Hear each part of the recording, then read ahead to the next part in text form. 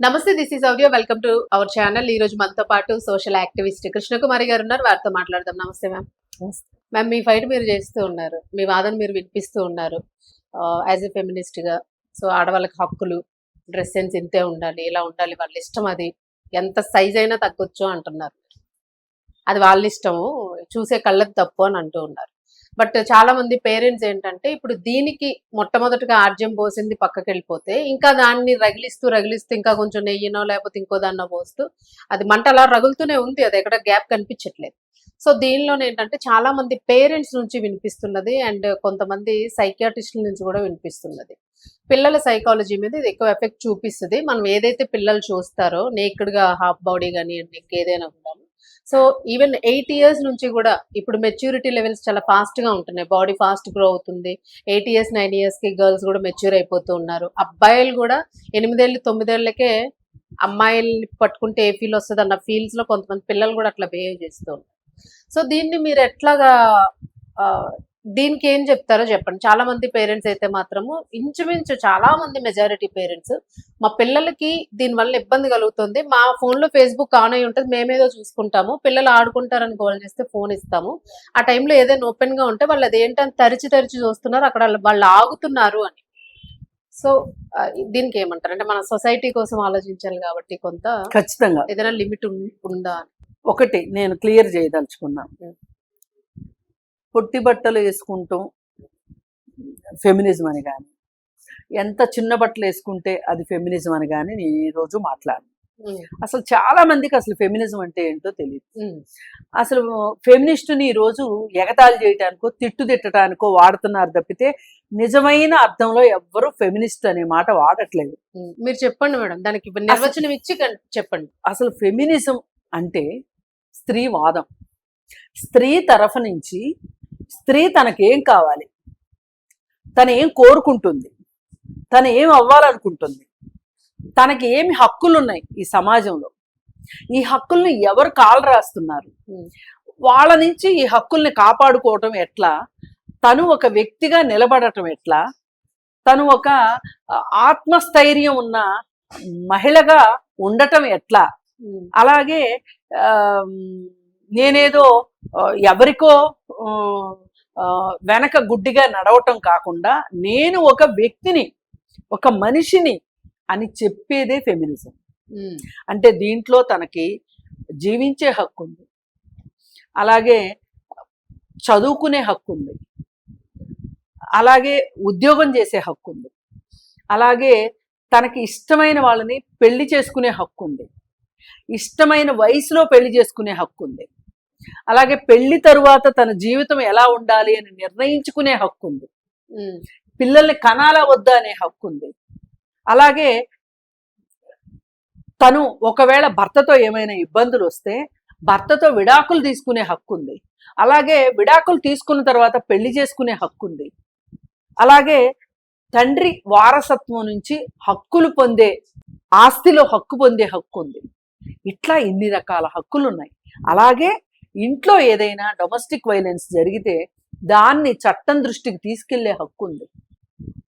అలాగే ఆఫీసుల్లో పనిచేసేటప్పుడు పని ప్రదేశాల్లో లైంగిక వేధింపులు ఉంటే వాటిని ప్రశ్నించే హక్కు ఉంది. వీటన్నిటి కోసం పోరాడే హక్కు ఉంది. ఇవన్నిటి సమాహారమే ఫెమినిజం అంటే. వీటిల్లో ఎక్కడైనా అశ్లీలత గాని, అసభ్యత గాని, పక్క వాళ్ళ హక్కులు లాక్కున్నట్లుగా గాని, సమాజానికి చెరుపు చేసేది గాని, సమాజం చెడిపోయేది గాని ఏమన్నా ఉందా? కదా. అయితే అయినప్పుడు మీరనే కాదు, ఎవరైనా సరే ఫెమినిజానికి వక్ర భాష్యాలు ఎందుకు చెప్తున్నారు? నేను అదే అడుగుతున్నాను మ్యామ్. మీ ఒక్క క్వశ్చన్, మీరు ఏదైతే ఫెమినిజం అని మీరు చెప్పినవన్నీ అంశాలు నిజంగానే బాగున్నాయి, కరెక్ట్ గా స్త్రీలకి నిజంగా నా స్వతంత్రం ఉండాలి, అన్ని పాయింట్స్ కరెక్ట్ గానే ఉన్నాయి. అయితే వస్త్రధారణ విషయం అన్న దగ్గరే ఇప్పుడు మొత్తం అంతా సొసైటీ పాడవుతుందనో లేకపోతే ఎవరి ఒపీనియన్స్ వాళ్ళు చెప్తున్నారు. కొంతమంది పద్ధతిగా ఉండాలనుకుంటారు, ఇప్పుడు డాడీ అంటారు, నాన్న అంటారు, నాన్నగారు అంటారు, అందులోనే చాలా వెర్షన్స్ ఉంటాయి. సో ఒక్కొక్కరి ఫ్యామిలీ ట్రెడిషన్ ఒక్కొక్కలా పెంచుకుంటూ ఉంటారు పిల్లల్ని. బట్ ఫోన్ అనేది ఇప్పుడు సోషల్ మీడియా అంటే ఆ ఫోన్ అనేది లైఫ్ అయిపోయింది అందరికీ కూడా, అది లేకుండా ఏ కుటుంబ వ్యవస్థ కూడా ఇప్పుడు లేదు. సో దీనిలోని మీరు చెప్పిన దానిలో ఏదైతే వస్త్రధారణ ఒక్కటి మాత్రము ఇంపాక్ట్ చూపిస్తుంది అన్నది ఉన్నది. సో ఈ దీనికి మీరు ఏమంటారు? అంటే మీ ఫెమినిజం లోనే ఒక లిమిట్ ఉంది కదా, ఉందా లేదా? అది అది అది చెప్పండి. అసలు బట్టలు అనేది ఒక ప్రశ్నే కాదు. బట్టల వల్లే పాడైపోతారు అనడం కూడా చాలా తప్పు. ఇది మనము సమస్యను అర్థం చేసుకోవటంలో మనం విఫలం ఈ అవుతున్నాం. ముసుగు వేసుకుని చేస్తున్నారు అన్న క్వశ్చన్ వస్తుంది మీరు మాట్లాడితే. ఏ ప్రశ్నలన్నా రానివ్వండి, ఏ ప్రశ్నలన్నా రానివ్వండి, పిల్లలు చెడిపోతారు, యువతరం చెడిపోతుంది, ఇది ఆడవాళ్ళ బట్టల వల్లే అని అనుకోవడం చాలా చాలా పొరపాటు. ఇప్పుడు పిల్లలు ఉన్నారు, 14 సంవత్సరాల లోపు పిల్లలు ఉన్నారు, 16 సంవత్సరాల లోపు పిల్లలు ఉన్నారు. ఆ పిల్లలకి మీరు ఫోన్ ఎందుకు అందుబాటులో ఇస్తున్నారు తల్లిదండ్రులు? ఇది తల్లిదండ్రుల బాధ్యత కాదా? మరి వాళ్ళ పిల్లలు బాగుండాలి అని వాళ్ళు అనుకుని దానికి తగిన విధంగా వాళ్ళు ఎందుకు ఉండట్లేదు? స్కూల్లో ప్రాజెక్ట్స్ అంటున్నారు, కాలేజ్ లో ప్రాజెక్ట్స్ అంటున్నారు. మరి అవును, చైల్డ్ లాక్లు ఎందుకు పెట్టట్లేదు మీరు? పిల్లల ముందు మీరెందుకు ఫోన్లు చూస్తున్నారు అట్లా మాట్లాడుకుంటే? ఇప్పుడు నిన్న కాక మొన్న 4 రోజుల క్రితము ఈ ఇష్యూలో 10 రోజుల నుంచి ప్రజలకు అవసరమైనవి, సమాజానికి అవసరమైనవి ఎవ్వరూ మాట్లాడట్లా. ఇష్యూలో ఉంది కానీ రావడం లేదు బయటికి. రావటం లేదు. వారం రోజుల క్రితం, వారం కూడా కాదు, 5 రోజుల క్రితము డిజిటల్ స్క్రీనింగ్ మీద ఒక పెద్ద సర్వే వచ్చింది. అది ఒక సిండ్రోమ్ లాగా అయిపోతుంది. పిల్లలు చాలా చాలా ఒక్కొక్క పిల్లలు 6 గంటల నుంచి మినిమం 2 గంటలు, మాక్సిమం 6 గంటల నుంచి 8 గంటల వరకు నెట్ వాడుతున్నారు అనేది వచ్చింది. ఇది చాలా చాలా ఇంపాక్ట్ చూపిస్తుంది డిజిటల్ స్క్రీనింగ్ అనేది. పిల్లలు కోపంగా తయారవ్వడము, వస్తువులు ఇసిరి కొట్టడము, ఏకాగ్రత లేకపోవటము, చదువులో వెనకబడటము, ఏదైనా కాదు అంటే పేచీలు పెట్టుకోవడము, అతిగా భావోద్వేగాలను చూపించటము, ఇదంతా జరుగుతుంది ఈ ఫోన్ వల్ల అని చెప్పి సైంటిస్టులు, లేదంటే మేధావులు, లేదు అనుకుంటే డాక్టర్లు అందరూ కలిసి ఈ సర్వే యొక్క ఫలితాల గురించి చెప్పటం జరిగింది. దీనిలో సైకాలజిస్టులు ఉన్నారు, సైకాట్రిస్టులు ఉన్నారు, అందరూ ఉన్నారు. మరి అలాంటప్పుడు ఏ తల్లిదండ్రులైనా సరే మన పిల్లల్ని మనం కాపాడుకోవాలి అంటే స్క్రీనింగ్ టైం తగ్గించాలి అని చెప్పి ఏ తల్లిదండ్రులన్నా ప్రయత్నం చేస్తున్నారా? దానికి వాళ్ళు చేస్తున్నది ఏంటి? మళ్ళీ వాళ్ళు చేయాల్సింది వాళ్ళు చేయకోకుండా వీళ్ళు బట్టలు సరిగా వేసుకోలేదు, వాళ్ళు బట్టలు సరిగా వేసుకోలేదు, అందువల్ల ఇవన్నీ జరుగుతున్నాయి అని చెప్పి మసిపూసి మారేడికాయ మాటలు మాట్లాడటం ఎంతవరకు కరెక్టు? ఇప్పుడు పిల్లలు మానసికంగా సరిగా ఎదగరు, పిల్లలకు భావోద్వేగాల మీద అదుపు ఉండట్లేదు, ఈ ఫేస్బుక్ ఇవన్నీ చూడటం వల్ల అని చెప్పి మనం ఒక నిర్ధారణకు వచ్చాం. దీనికి చేయవలసిన పని ఏంటి? ఫేస్బుక్ అనే కాదు మేడం, ఫేస్బుక్ అనే కాదు, సినిమాలనే కాదు, ఇప్పుడు అది జరుగుతుంది. ఇన్స్టాగ్రామ్ కావచ్చు, రీల్స్ కావచ్చు, షార్ట్స్ కావచ్చు, వీటన్నిటికీ కేవలం మహిళల వస్త్రధారణేనా కారణము? మహిళల వస్త్రధారణ పెంచేసేస్తే ఇప్పుడు సమస్య అంతా ఎవరి దగ్గర నుంచి వచ్చింది? అనసూయ దగ్గర నుంచే వచ్చింది కదా. అనసూయ గురించే కదా అందరూ మాట్లాడుతున్నారు. అవుతుంది,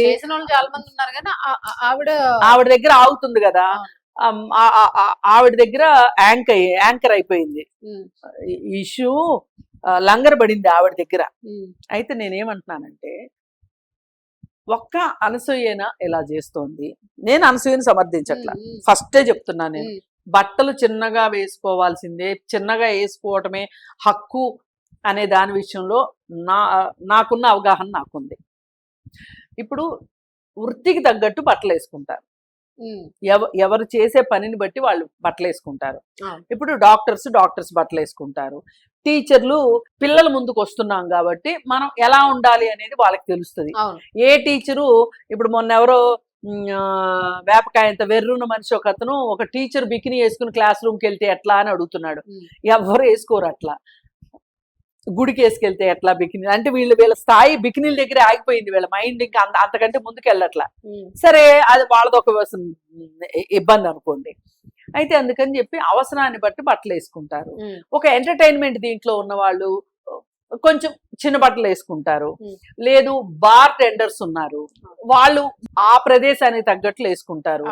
పబ్లో పబ్కి వెళ్ళే వాళ్ళు కానీ, పబ్లో పనిచేసే వాళ్ళు కానీ దానికి తగ్గట్లు వేసుకుంటారు. మరి ఈ ప్రదేశాలన్నీ ఏవైతే ఉన్నాయో ఇవన్నీ కూడా పిల్లలు ఎక్స్పోజ్ అవ్వాల్సిన అవసరం లేదు. ఇకపోతే ఫోన్ దగ్గర ఎక్స్పోజ్ అవుతారు, ఓటీటీల దగ్గర, టీవీల్లోనూ వీటిల్లో ఎక్స్పోజ్ అవుతారు. ఇప్పుడు ఏ సినిమాలో అయినా సరే ఒక బికినీ షాట్ వచ్చిందే అనుకోండి, అసలు ఆ బికినీ షాట్ రాకుండా చూసుకోవాల్సిన బాధ్యత ఎవరిది?